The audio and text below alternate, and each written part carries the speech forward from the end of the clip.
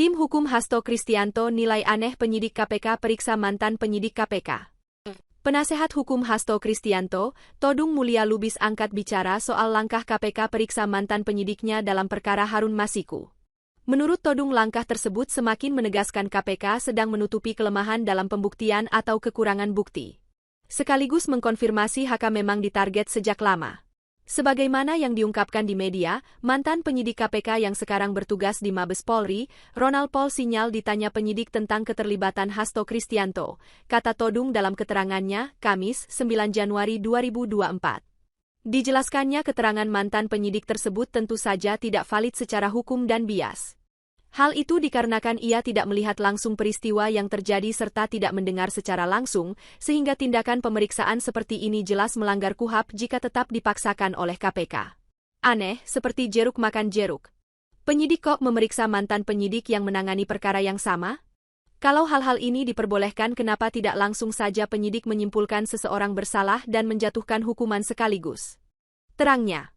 Todung menjelaskan dalam pemeriksaan penyidik di pengadilan biasanya dikenal dengan istilah saksi verbalisan yang hanya dilakukan oleh majelis hakim. Jika terdapat saksi yang mengubah keterangan karena ada tekanan atau paksaan. Praktik-praktik seperti ini tidak etis dilakukan oleh penyidik KPK. Apalagi seperti yang diungkapkan mantan penyidik KPK tersebut di media, ada materi perkara yang disimpulkan sendiri dan bertentangan dengan fakta persidangan dan putusan pada perkara Wahyu Kurniawan dan kawan-kawan yang telah berkekuatan hukum tetap, kata Todung.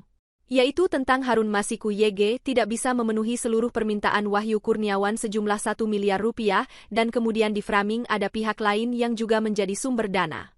Padahal di putusan justru terbukti seluruh dana tersebut berasal dari Harun Masiku, tandasnya.